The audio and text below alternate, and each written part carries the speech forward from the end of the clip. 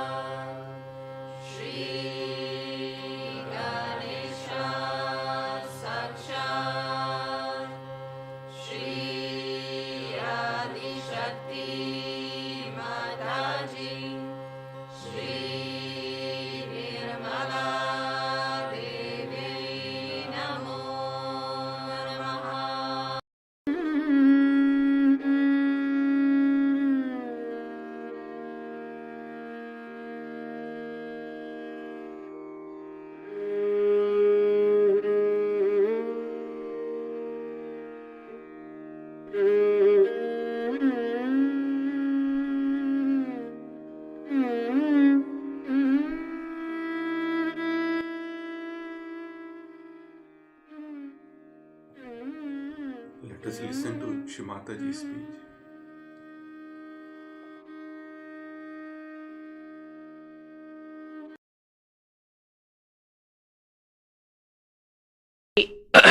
Basic problem with human beings is this, that they're ignorant. On one side, they are proud of it. On the other side, they are frightened. Both the sides, to my eye, is the same.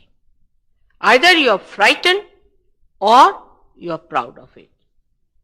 It's both one, the pride leads to stupidity and the frightening might lead to a sort of a destroying capacity in you, the way you go on destroying yourself by all the time cursing yourself and saying that I am bad and I've done this bad and that. One has to get out of both these things and must know that you are a human being made out of so many, what you call for yonis, genes, genes, so many genes through which you have passed and come to this stage where you are a human being. It is a special thing that is being created for a special thing after all. A human being is a special thing created for a special thing. But you are not the human being at the time of Moses. You are not the human being at the time when people were not evolved enough. You are people who are free to understand the value of freedom.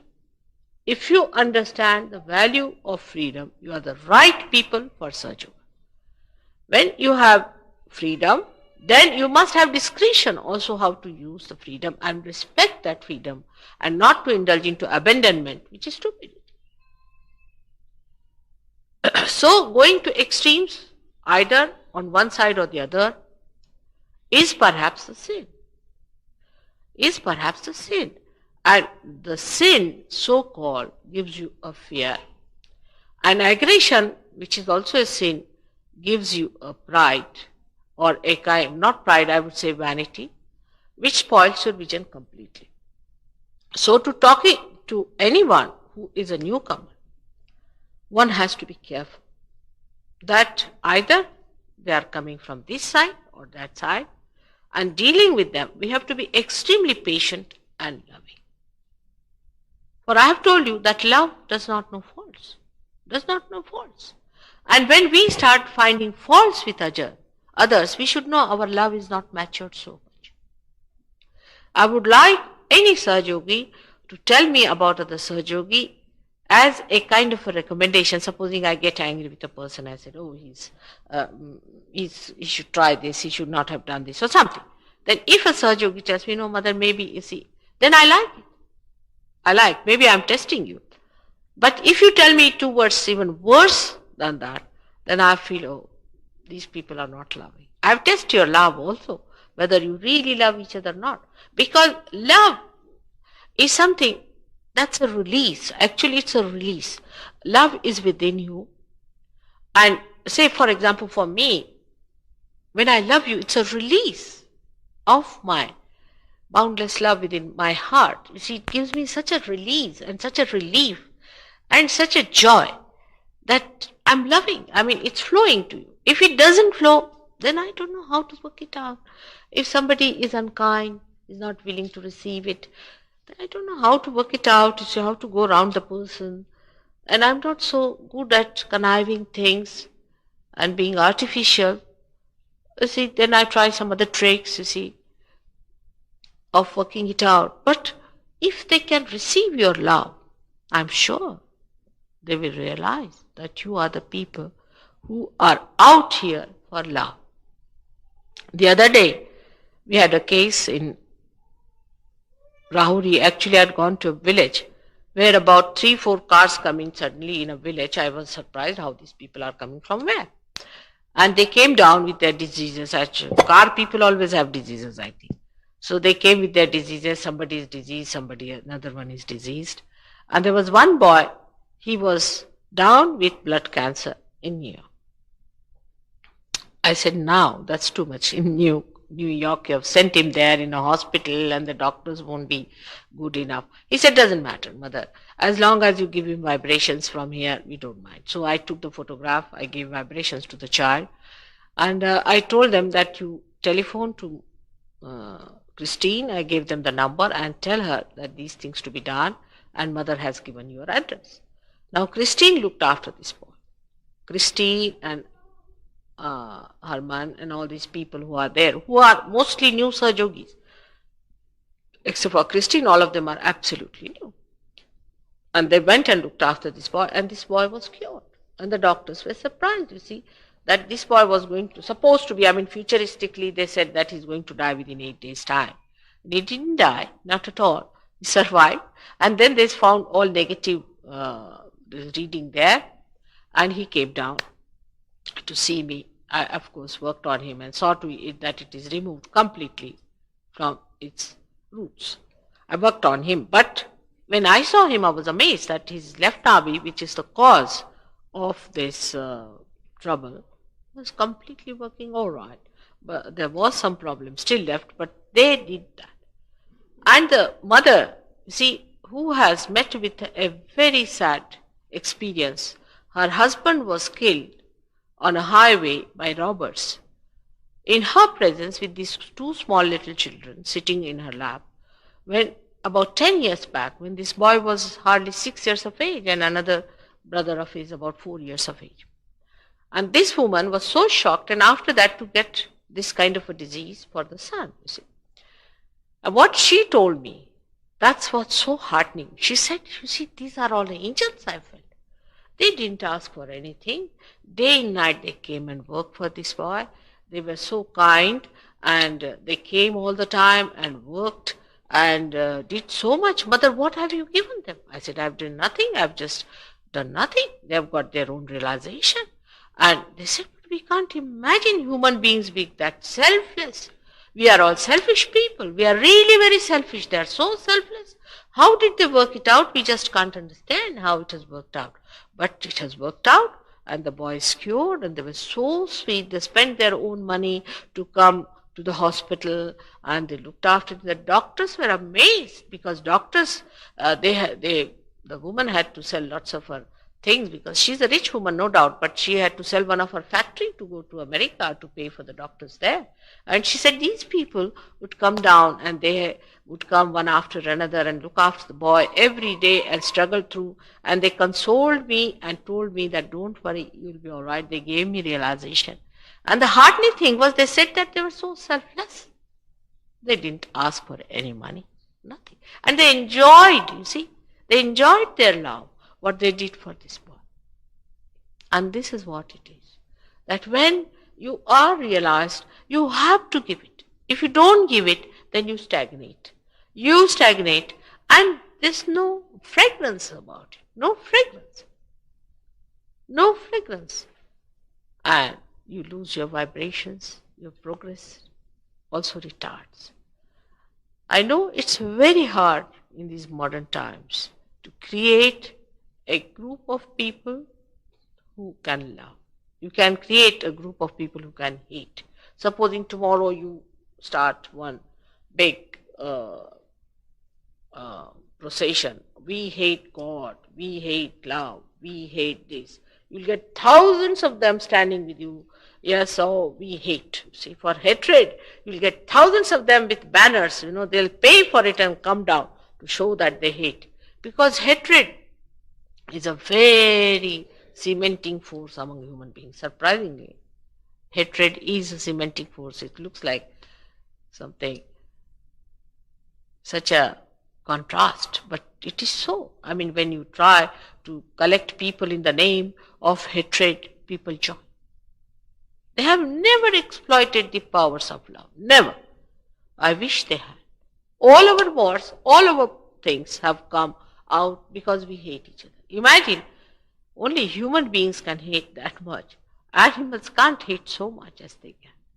So this love, which is divine love, which thinks, which coordinates, which understands, which is dynamic, is so fantastic.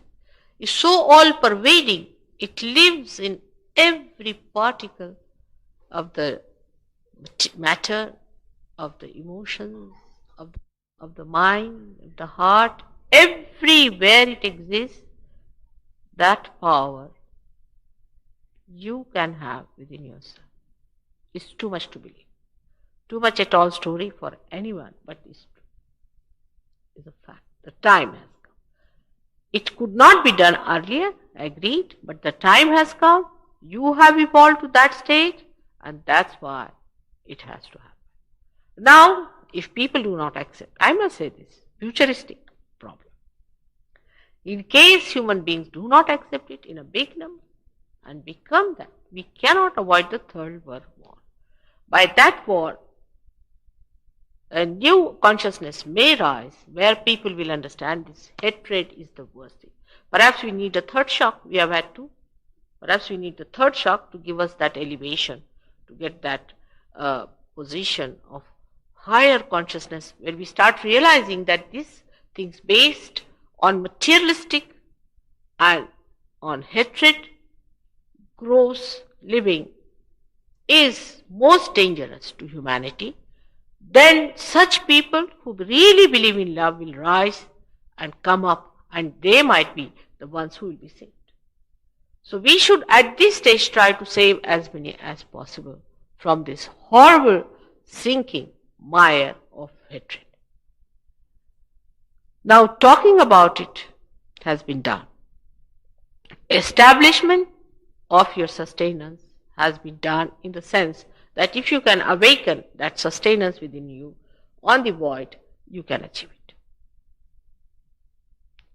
But main thing is, even after realization, to identify yourself as a realized soul, absolutely, that you have been given something very special, that you have your spirit which is manifesting, and that you have to make good out of it, that you have to give it to others, that you have to work it out. You have to be a collective being and not a secluded person, just attached to few minds, my house, my husband, my wife, my children, my chair. You can say my hair, my nose, everything goes there. to reduce yourself to that small world, but to expand yourself to that great world, which is Jehovah's world, which is Krishna's world, which is Virata's world, where you become one with that primordial being, where you become an active cell of that primordial being. That's the thing one has to do. And that breakthrough has to take place. Now, one may say that all the scriptures are wrong, everything is wrong, that all these manifestations are wrong, all Christ was no good, he was not practical, anything one may say. This, you have freedom to say what you like. But you must have wisdom to see that if there is a way, what must be the way? If there is a way for the emancipation of human beings, there's only one way. There's no other way. Whatever you may be, an intellectual or a emotional person or anything, whatever it is, but you will reach one conclusion. There's only one way. And one way is transformation of human beings. To that level where they really say what they mean. They become.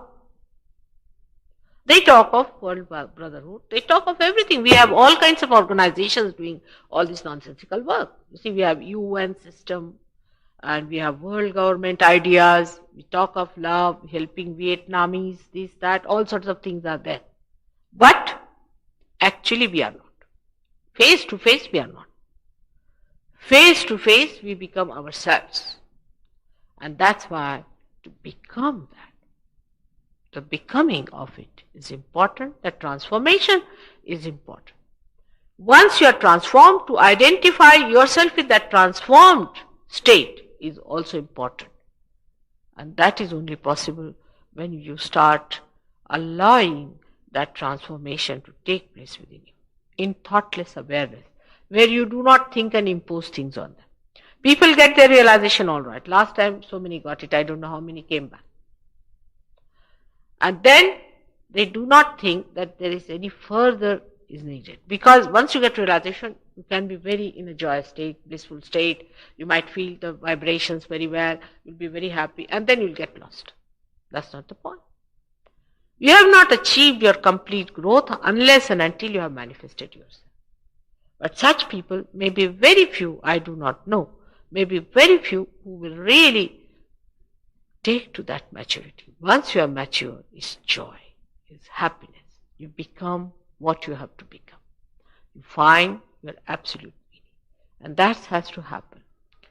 For that, I'm sure Govind must have told you that there's a Kundalini and there are chakras and all this is already in your place.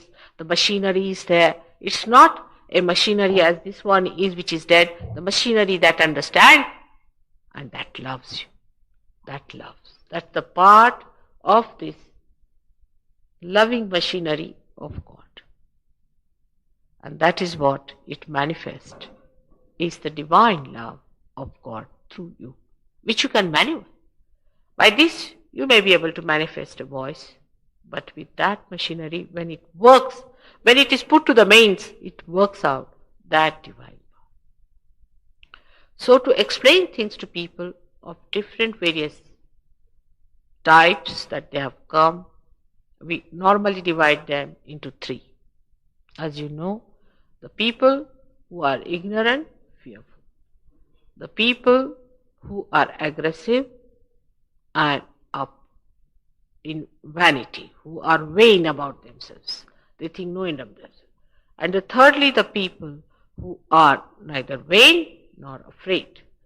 Those are friendly, pleasant people, good people, who lead a life of moderation, who are exclusively, they do not ask for separate food, separate living, separate room, separate chair, but those who like to share, that type of central type of people.